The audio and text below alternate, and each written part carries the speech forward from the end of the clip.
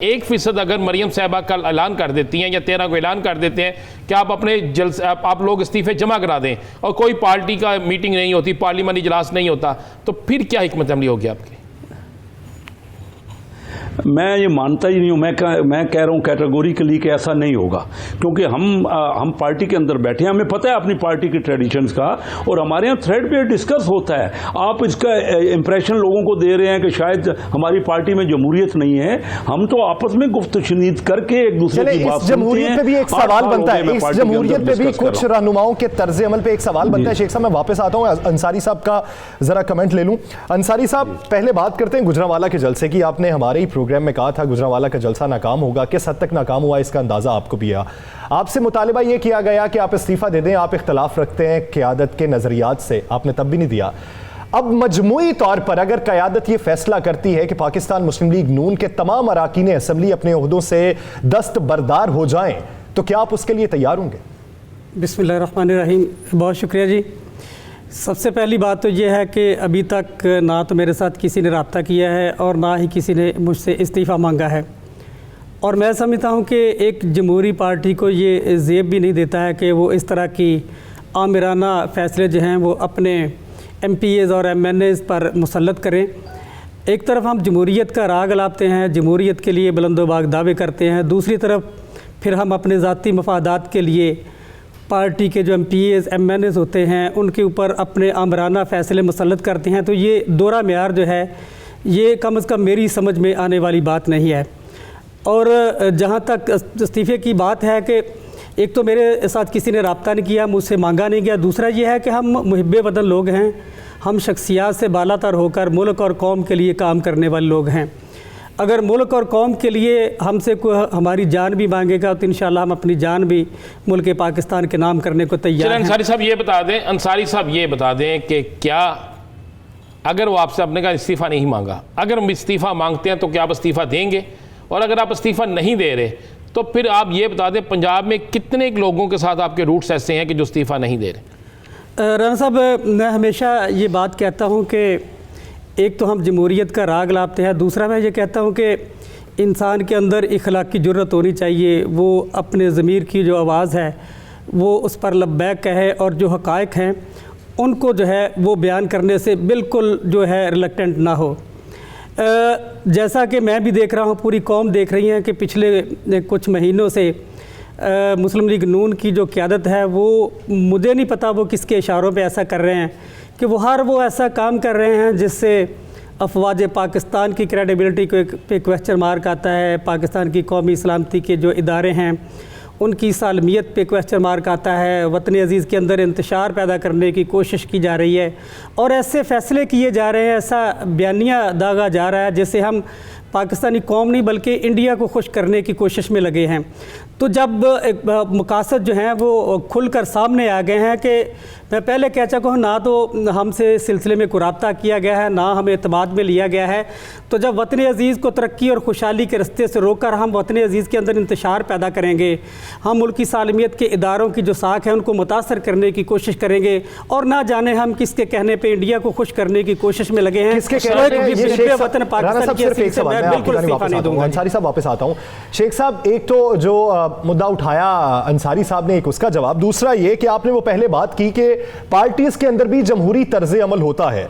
अगर मुशावरत ही नहीं हुई पार्टी के अंदर, अगर आपने अपने वोटर से ही अभी मुशावरत नहीं की, तो वो रहनुमा जिन्होंने अज खुद इस्तीफे लिख के पार्टी क़यादत को भिजवा दिए हैं, उनके तर्ज अमल पे क्या कहेंगे? क्या उन्होंने जमहूरी तर्ज अमल से मुतसादिम रवैया नहीं अपनाया? फिर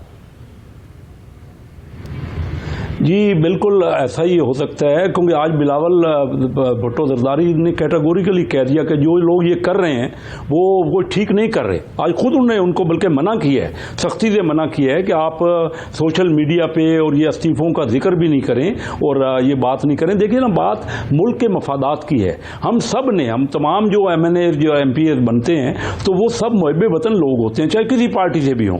इख्तलाफ राय अपनी जगह पर है, लेकिन हमारा मुल्क का मफाद मफाद और हमारे अपनी पार्टी का मफाद और हमारे लोगों का मफाद, इलाके के लोगों का मफाद, वो सबसे मुकद्दम होता है। और मैं ये समझता हूँ कि वो हर सूरत में मलूज़ खातर रहना चाहिए। और ये इससे पहले भी तरीक़ाकार रहा है। हमारी पार्टी में बड़ी डिस्कशन होती हैं, ये हर डिस्कशन के बाद पूरा एक राय बनती है, कंसेंसस बनता है और उसके बाद फैसले होते हैं। ये आप भी मुत्तफिक नहीं है।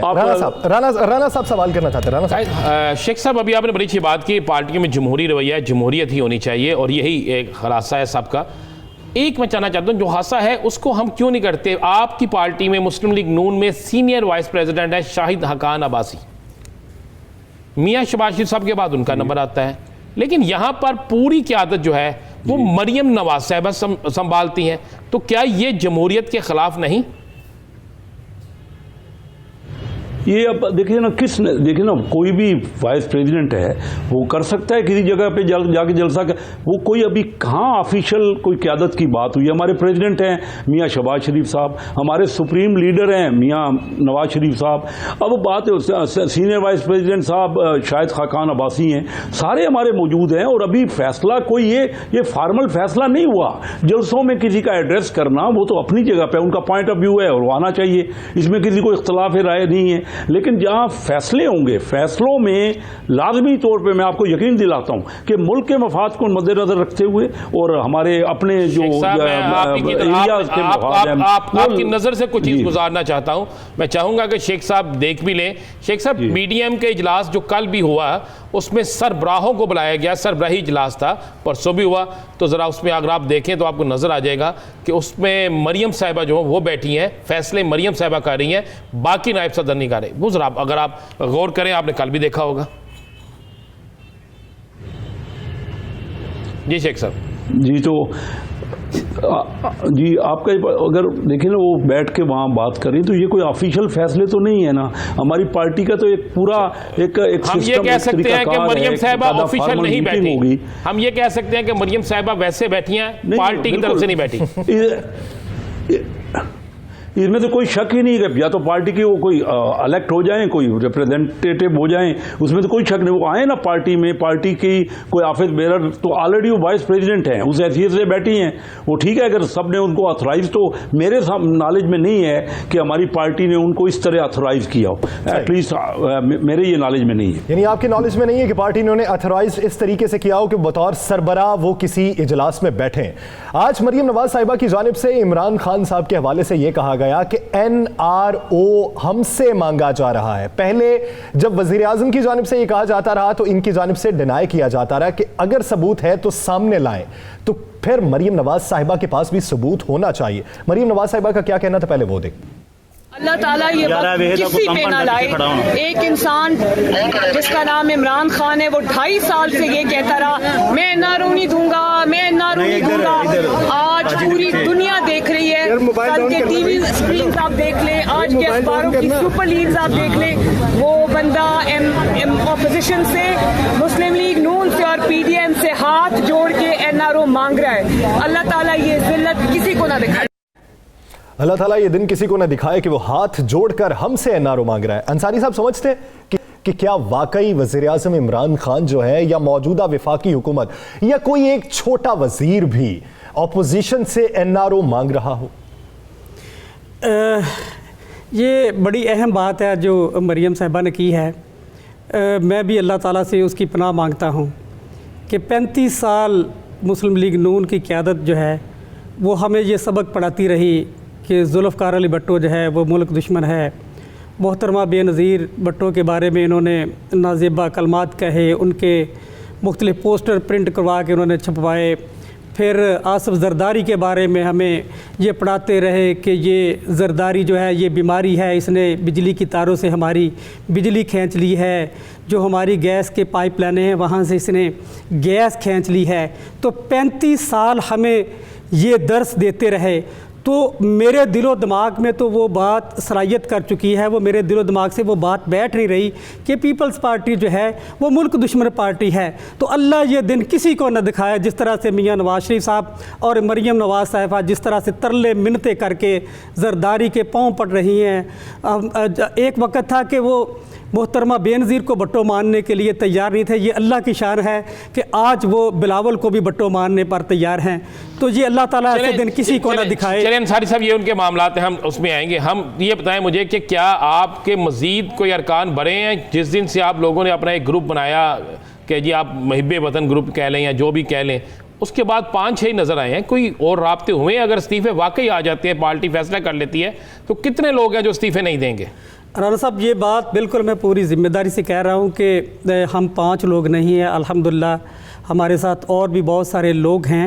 कुछ तादाद वैसे बता दे कितनी है? वो अच्छी खासी तादाद है। अच्छी खासी का 300 है। अंसारी साहब तादाद बता भी दिया करें हर प्रोग्राम में। बिल्कुल हम आपको बताएंगे कि आप देखेंगे कि इन्होंने कहा है कि इस्तीफे दे दें। अभी उस तरह से कोई इस्तीफे नहीं आ रहे हैं। ये मेरी बात की ये चीज़ जो है मेरी बात की जो है वो तायद कर रही है कि लोग हमारे साथ शामिल हैं। वो जो दीगर MPAs MNA साहबान हैं वो भी मुल्क और कौम से प्यार कितने लोग अंदाज़न गिनती में 50, 60, 15, 20 कितने हैं? इन लोगों की तवक्कुआत से भी ज्यादा लोग हैं जो इस्तीफा नहीं देंगे। ये चीजें सामने आ जाएंगी। तादाद होती है ना। मैं आपको बताता हूं, आप इस्तीफे दें, आप और आपके दोस्त इस्तीफे दे रहे हैं या नहीं दे रहे? ना मैं इस्तीफा दूंगा, ना मेरे साथ दीगर जो दोस्त हैं वो इस्तीफा देंगे।